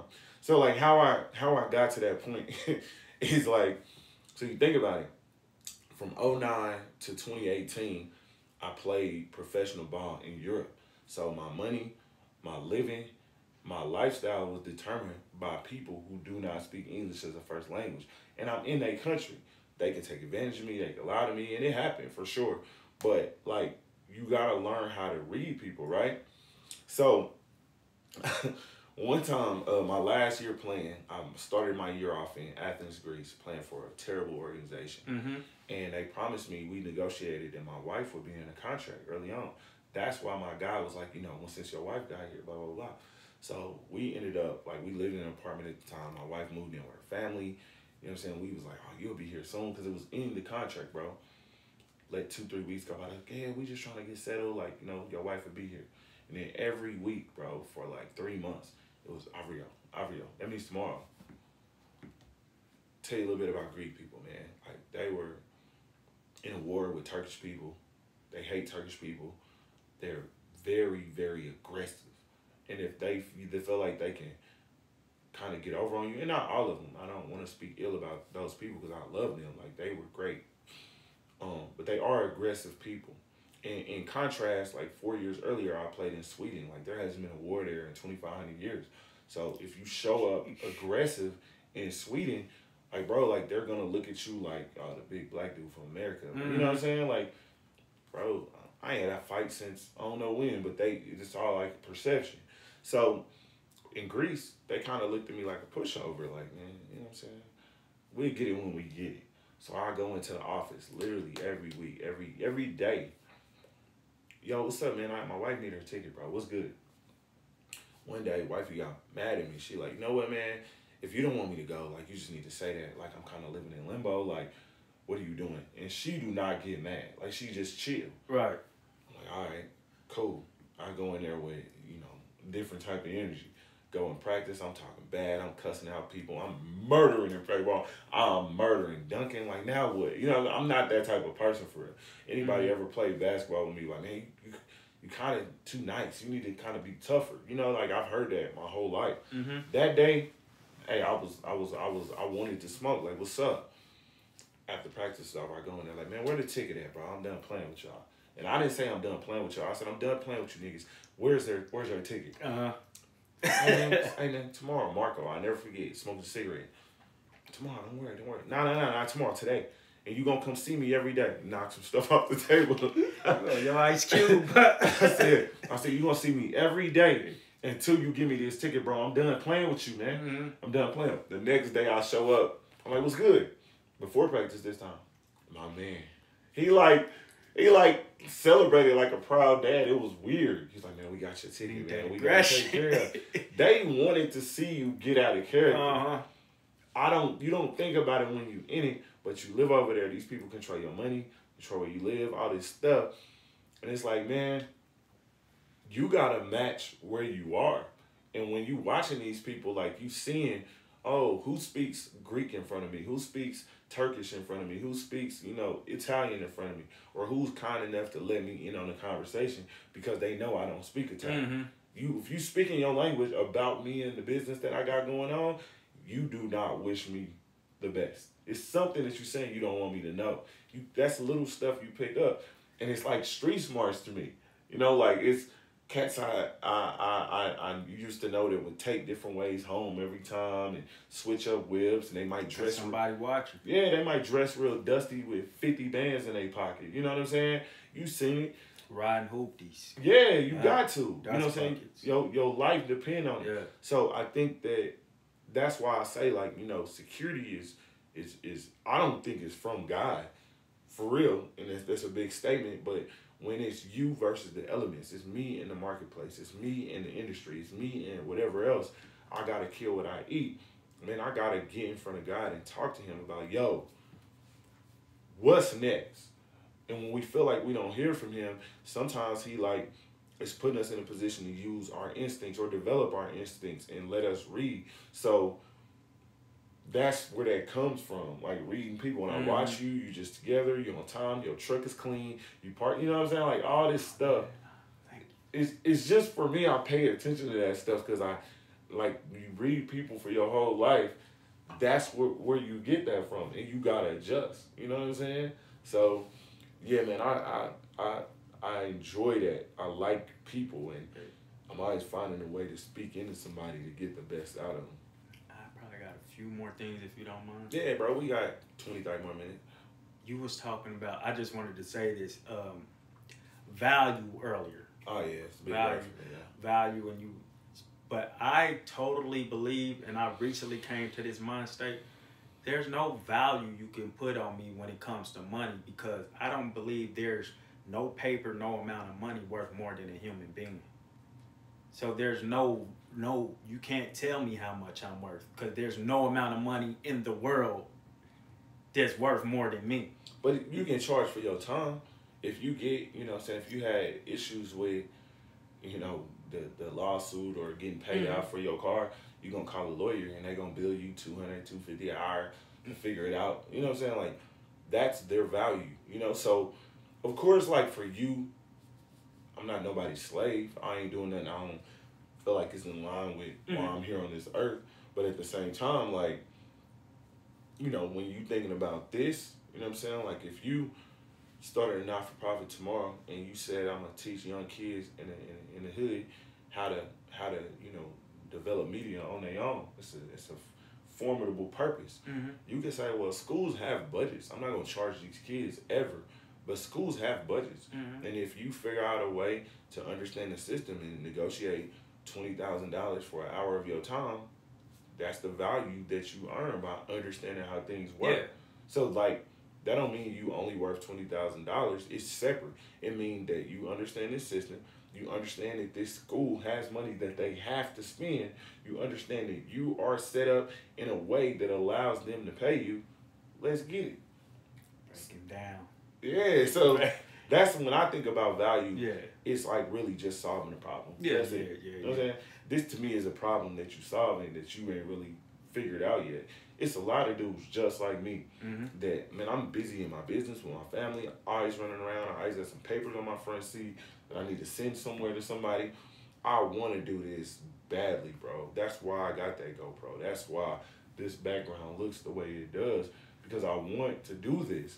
But you definitely could do this, bro. You are great at this without even doing it yet, bro. I appreciate that. I recorded 10 episodes of a podcast with my friends, and I cut my teeth on that. I never put it out because the editing, I don't have the time to spend on the editing, and I don't even know what I want to be able to break it down to somebody to tell them what I need them to do. So it's just sat there for almost 2 years now, and these are high level guys with really dope stuff going on, and I hate it because, you know, like it was just a dope setup. But when I say like you coming, showing up, packaging this in a way, bro, it's a lot of people that need to get their story out. You know what I'm saying? I buy houses. When people see me, see my face, and like, yo, that dude will buy houses, man. You know what I'm saying? Grandma just moved out. We don't want that house no more. Like, great Uncle Larry passed away 5 years ago, and his house been sitting. We need to sell it.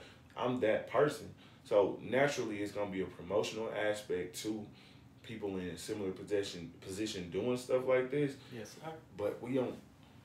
If you in it, it's hard to stop and set up. It's a whole different job, dog. So then you go to some of these companies, man, they hitting. So bro, you got a service right here. You know what I'm saying? Like, you don't know really what that's worth, and especially like you being the type of person you being. Whether it's you in it or you kind of directing behind the scenes, the minute you take something off somebody's plate, that's value. Yeah. I know it's definitely worth a lot, especially with the game that y'all give. Yeah. Or the people y'all helping through it. Like, people pay counselors or therapists a lot of money for a lot of the stuff that y'all put out there. The guests that I have on here put out there. So and a lot of times people just need, man, dang, you going through that too? Dang, you did that? Like, D. Moore said something about forgiveness, bro. Like, I couldn't plan that. I don't know him. I have never seen that man in my life. Just an in-shape dude that got a lot of shoes. I was like, man, that's fire, bro. What he said about forgiveness, he forgave the dude who shot his brother. That's why I said that has to be a clip. I'm going to keep it G, bro. Me and my brothers haven't seen eye to eye in the last couple of years. I love him, and it's nothing like that. But I'm like, that's God screaming to me like, yo, you gotta tighten up. He dropped a lot of even everything, as small as everything I do is cool. When he said that, my mama told me everything I do is cool. Going back to the funeral thing, the when you die thing, that was one of my biggest pushes in wanting to be getting my moving in purpose and like talking to people and stuff. Because looking at Nipsey, looking at Calvin, looking at just people of that sort, and seeing how people, even Takeoff and stuff, seeing how people speak on them and how they affected their life, I was like, bro, what do I want them to say about me when I go? And not only, and then when I was affecting those people's life, I was like, it made me change how I move within my my household, with my family, with my daughters, because I had to do a lot of apologizing for how I communicated with them or how I moved with them. That's crazy. And I started being more intentional on, because you know, you could give people advice and be forgetting to give the people, you could give people time and be forgetting to give the people who really deserve your time that time and stuff like that. I said, bro, ain't no way I want my daughters to be at my funeral and be listening to all these people talk about me and be like, because I guarantee it would be a nice amount of people talking about me, like talking about the effect I've had or the change I've had on their life, and they'd be like, who the hell is this? Right. Who y'all talking about? I said I can't have that. So that was part of the purpose. That's what I love about our generation. We both born in '85. But like our generation, you know, guys a few years older, a few years younger, whatever it might be, man, you know, like we didn't all have, you know, super dad, the suburban dad. You know, when we moved into this house, I just kept hashtagging suburb dad. And I started thinking about it. This is crazy, dog. And you represent this too. My mom and my dad divorced in 92, 93. Mm-hmm. My mom, I did the math, dog. I went back and for whatever reason, I remember where we lived in every grade. Bro, we moved every year. Every single year we moved. Mm-hmm. 1 year, the first 2 years living divorced, we lived in Raytown. Then we moved here. Then we moved there. Then my mom, we lived in like a women's shelter. Me, my two sisters, and my brothers lived with my dad. We lived in a shelter. We lived in a dorm room. We lived in a dorm room like twice the size of his. I'm like, wait, like that's crazy. Then, you know, just apartment, duplex. And then the last 2 years of high school, I lived in the same space. So, you know, this would be coming up on the second year of me living in this house, and I've already been able to give my kids something that I'm on pace to be able to give my kids some stability that I didn't have. Mm-hmm. And I think that we made it cool. You know, I don't go nowhere without my kids. It's weird when I spend 10 hours in a day and I don't see them. You know what I mean? Like, we don't live like that. So I'm proud of our generation of black folks for saying like, nah, man, like these is my kids. I rock with them. I'm happy they're here. I'm gonna pour into them. And to compliment what you just said, I'm gonna improve myself. Our parents didn't necessarily think like that. And I'm speaking not about our parents individually. Obviously, I don't know your parents. Their generation didn't really think that way as a whole. Not to say they were bad people. No. They knew what they knew. But I say we're the most privileged generation. To me, and we're the dopest to me too, as of now. Obviously, because we're right in the middle. I'm not even being biased. Like, really thinking about this, we're right in the middle of, like, the older generation and their values and all the stuff they instill. And then we weren't too old to adapt to the internet and what was going on there. Yeah. And then the younger generation, and they being more expressive and changing the way we think and stuff. Now we're taking from them, and we're taking from them, and we're colliding. Because that went into how I changed my parenting. That's why I apologize to my children. I can't parent you the way I was parented. I love the way my parents parent me, but I'm going to parent you different. And I'm willing to... They wasn't apologizing for nothing. My parents, but that even grabbing from this generation allowed me to pull my dad to the side and be like, yo, holla at me, yo. Man. A lot of this and a lot of that y'all did, y'all could have did differently or whatever, but I understand why. My pops really listen, and he's from the old school. He listened, but that's just like, He in the 60s? No, he 50s. Okay. He 50. Him and my mom. I think my pop's 57, my mom 54. Okay. But my pop's like, he's from Memphis, so it's like hard. I think Memphis is one of them M's. But yeah, it you know, the South got a different way of like back then, but. When I pulled him to the side, I'm like, Pops, I don't even know you. I know him for being my Pops. That is tough. And I love him. That's my Superman. But I'm saying, they weren't expressive back then. Yeah. And I seen him, like, struggling with that in his head, but he looked at me, like, proud. Like, bro, I'm proud of the man you becoming. And I know eventually he's going to up it, because I know my Pops, he's always been the protector and taking care of everybody when they need him, but nobody's ever been there for real to see what he's going through. So, and eventually I'm going to break through to him, because I talked to him, he's like, not yet, son. But I'm hearing you. Not yet, son. That's huge, bro. That's huge. Without this generation, I wouldn't have that in my head to do that, though. I get what you mean, and I agree. I was talking to, we got a kid on our team, and I just think the dynamics of learning to speak to people and get the most out of them is the skill that I'm developing right now. I'm still learning that. From my wife to my kids, you know, I try to get my son's hype to clean up. The 1-year-old will literally take things out and throw it away out of the basket while the 3-year-old puts it in this. It's funny to watch. But I was talking to one of our kids who, on our basketball team, that he didn't start the season. We 3 games in. He didn't start as strong as he may have wanted to start. And I just sat him down yesterday like, bro, man, you gotta stop operating out of a sense of like it's not gonna happen and just let it be organic. Like let it just happen for you. Just let it be more free flowing. If you chase it, it's not gonna come. Not in the way that you want. And I said to him, I said, you know, man, your generation, I respect. And I read this book by Jim Quick. It's called Limitless. Everybody should read that book. Okay. He talks about how, you know, our experiences, travel, food, all like literally change the biology of our brain. And if you just go eat BS for 30 days and see how your mood is, chicken, burgers, eat that. You sweat different. Then eat extremely clean for like 60 days, bro. It's calmer. You're a different person. Somebody was more energy. Just to interject real quick. Somebody was saying, I heard somebody was saying, when cows get about to get slaughtered, they're scared or whatever, or you know they're kind of going wild or whatever. If you taking into your blood, that's how you're acting when you're tough. Verb, the battle rapper. I've heard that before. I don't know if it's true. I don't know either, but it's kind of going off of what you were saying. I don't eat a lot of red meat, but yeah, I can see that for sure.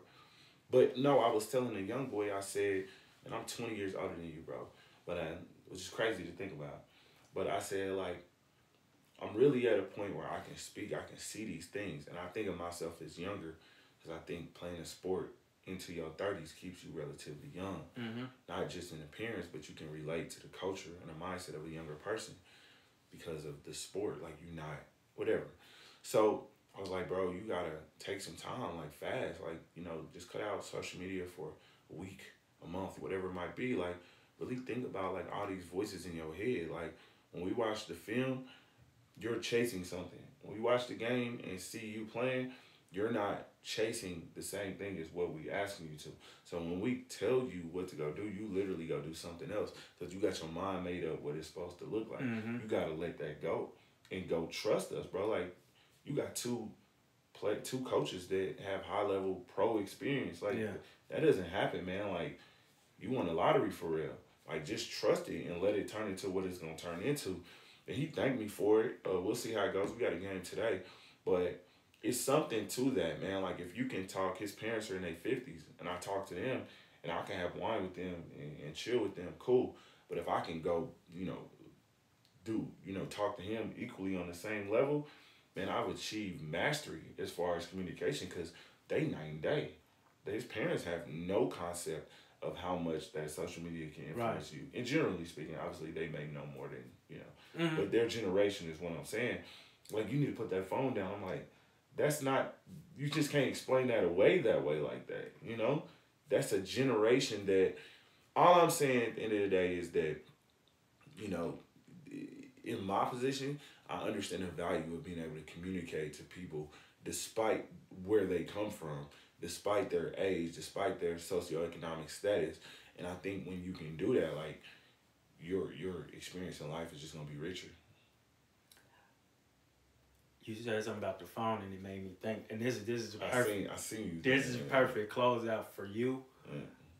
I imagine somebody you listen to heavy. I'm not sure, but I would imagine, because he's a good inspiration to me, Wallow 267.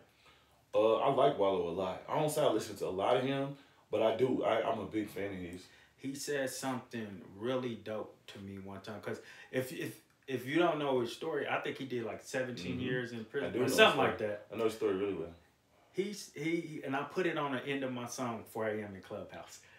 I put it on the end of my song because he was like, people, you got the world in your pocket. That phone right there. He got out of prison. 2017? Yeah. $100 million. 5 years later. $100 million deal, bro.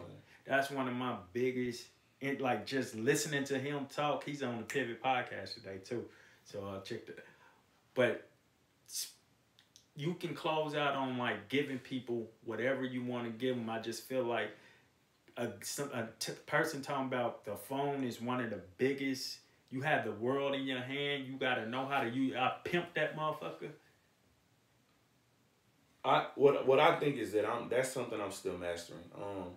I do all my business through my phone, whether it's talking to contractors, communicating with title companies, coordinating with guys. I do thoroughly enjoy face-to-face conversations, but it is my goal to, monetize my phone more because I understand my value. And when I see somebody like him, it's very motivating. And we say he did all that in 5 years. Man, he sat down for 17 years without that. When he left, it was like, what, '03? Or probably like 01, 2001? I don't even remember, but you're saying something right now, though. Early 2000s, like, he literally watched the world change, and he got out with a different urgency because he's trying to make that time back. I give advice to myself, bro, to look at this in 6 months because, like, time is moving, and I really think I'm the one for my family. Somebody said that to me recently, and it was really uncomfortable for me. And when I say the one, like, I think I'm the person in my family tree that can be somebody to really change things. Generational curses breaking. 4 or 5 years ago, we sat in my great-great-grandparents in a family reunion, and they talked about my great-great-grandparents that I never met. And they wrote letters to each other about how they got together, and well, this is probably 100 years ago, Mm-hmm. So you got racial stuff going on, no phones. Like, how are they communicating? They only communicate through a letter. You know what I'm saying? Like, think about that, bro. Text message, like, we live in an age of instant gratification, and we get in this point where, like, we need it right now, and I'm very much that way, too. So I guess the advice to myself would be, like, really develop long-term goals, Mm-hmm. not with just business or money or, got my eye on a car, you know what I'm saying? Like, that's cool. Partnerships that I'm forming, all that stuff is amazing, bro. But really have long-term friendships or long-term goals for your friendships. Like, I want to see my friends. I'm bringing 2 of my friends into 2 houses, and they don't even understand how much value I'm bringing to them. I'm basically, man, them dudes are going to be in a great position. Like, I need them to help me manage them, but, like, they're going to be in a great position because of these, and I pray for that. So, like, have longer-term goals for my family, and not just my kids, but my nieces, my nephews, my brothers and sisters, my parents. Develop, like, long-term goals for all them, and let it all kind of be funneled and filtered through the vision that God gave me. And I think that Esian, 6 months from now, 38-year-old Esian, that's OG right there. Still young. Esian, don't get in a position where you feasting on the fruits of the spoils of the war that you've been fighting. Make sure you definitely pouring into people and building them up as well. And that don't just mean monetarily, but anytime my vision is bigger and the purpose is bigger, it'll fuel you different. You know what I'm saying? I'm in a position where I plan on retiring my father in the next couple of years, and it's requiring a different me. I'm having to think differently, and I want to come back on this podcast in 6 months to a year to talk about, like, what that means and what that looks like going forward, because I've had to change my relationship with money. I've had to change the way I think about money. I'm developing more of a wealth mindset long term. I'm leveraging the skills I have in a different way to build a more sustainable business that serves me better and ultimately creates for other people in a different way, as opposed to just being this hustle that go. And that was really what my podcast was supposed to be about. Like, it was called Knock the Hustle. It's still here. It's still here. You know, see, I'm wearing one of these file cabinets, but knock the hustle. Get away from just hustling and trying to, so whatever that looks like. So it's crazy because you remind me of Jay-Z all my life. Ever since I've seen you, and that don't help me. Like, when you used to come into the gym, I just like Jay-Z. Man, my homies just say that all the time. There's a guy, Nate Johnson. Shout out Nate. Man, I'm familiar with for him. 20 years, every time Nate see me, to this day, he throw up the rock. For 20 I years. used to always, besides Jigga from Westport, I used to call you. That's funny. Like Jay-Z. That's funny. But I'm going to challenge you in the same way, bro, because this is, like you said, it's a free-flowing conversation. Like, that's my challenge to myself, to define and determine long-term goals for other things outside of my business and let my business fuel those things. And I will know what that's talking about, so I don't have to go too deep into that. But for you, like, what advice do you have for yourself from 6 months from now or a year? All I can say is keep moving in purpose. Of course, I want to build these relationships because I was thinking while you was talking, because you said it a few times, like, I mean, we might not see each other again or something like that. I plan on you being my book, Right. my live book.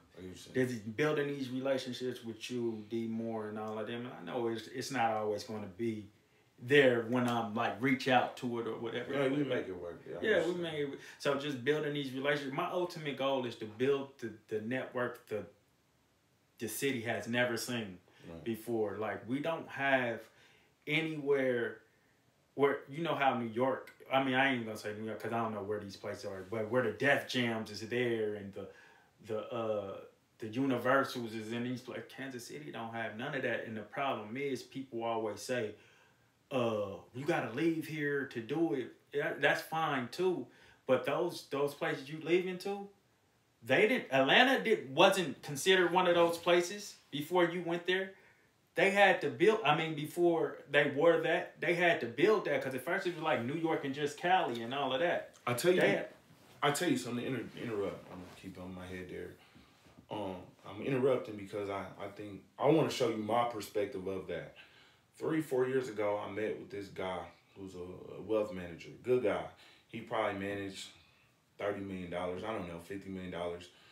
And great guy, just a good dude. I know him through basketball. And he told me that he think Kansas City is going to be like New Atlanta. And I didn't get that. I was brand new in real estate, 6 months, a year in. And he said that. He was like, well, you know, with the airport, X amount of percent of those jobs got to go to black folks. Generally speaking, when a smaller business gets an airport type job, like, it puts them in a different position. And I know that, like, you know, there's a lot of businesses coming here, like, you know, Google, Meta, you know, a few other that I can't think of off the top of my head. But our city is really, really ripe for growth. The stadium, too. The stadiums. It's a lot of new stuff. We spent the weekend downtown in the Lowe's Hotel, and I was like, bro, it's different down here now. We went to the Mercury Room. We actually dated this weekend. We ain't did that in a while. So it was fly to see. And obviously, I'm a real estate guy. So I'm looking at the city like, yo, you know what I'm saying? This is the best time ever. We just got legalized. The best time ever to own property. So what I expect to happen, and I'm saying this, I think in 5 years, 4 to 5 years, there won't be a house in Kansas City under $300,000. That won't be a thing. So that means two things. For our family, you from the hood, I come from low income situation, so most of our family makes less than $60,000, $70,000 a year, right? Yes. Most of them. That means that, like, unless the government develops something for lower income families, people in Kansas City will be priced out. And you should make a clip of this because people need to see this. People in Kansas City will be priced out. They won't be able to afford to live in their city, and they'll be lifelong renters. That is going to happen. It's not an if, it's a when. It's just a matter of time. It's already true on the coast. It's a matter of time before it happens in the middle of the map. So what I'm saying to you is that with all this growth coming to our city, and all these, you get a different class of young person. I be seeing young people moving around, whether it's at the barbershop or out and about. Couple dudes I just interact with, they are 24, 25 years old, make 6 figures, do really nice for themselves. It's a different class of person. We didn't see that growing up. Not to say it didn't exist. I just think it's a lot more frequent now and a lot more common. I think two things. One, people have to respond by investing in themselves and getting themselves together so that they can buy a house. That really matters, and I've been saying that for years. It matters. Two, on the other side of that, I think it's really important for you to, like, just get good at this. Like, you are good at this, but refine it and get better. You refine it and get better. But I think that if you're going to really develop this and make it a goal, you got to be able to say that by December 7th, 2023, if I didn't achieve this, it's a failure. You got to be like a hard, tangible goal. It has to be. So, like, yeah, I want to keep building. I want to keep networking. I want to keep growing. Yeah, for sure. We always want that. But it's not a goal. Like, a goal is something that has a specific outcome and a timeline. That's a goal, right? And I can refine mine and make mine better by that standard as well. I won't go too much into my future plans, but I know what that means when I say that.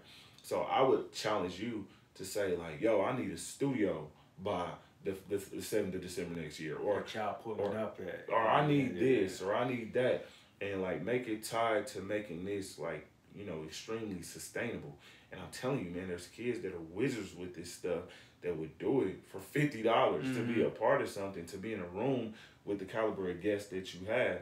So, man, I would really spend time just separate from, you Map know, it out. yeah, map it out. Map it out. Just get like some Appreciate good, that. deep think work in, because I think the essence of what you're trying to do is great, and you just don't know what this can turn into. And bro, I say this is the last thing I'm moving crazy, Faith, though. You should. I say this, dog. I've been in real estate 4.5 years now, barely, like just over 4 years.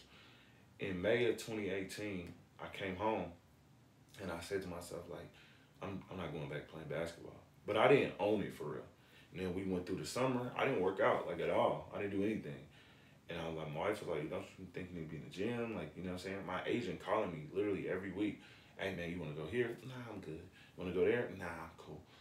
Come September of 2018, he sent me a job. It was the best job offer I ever had in my life.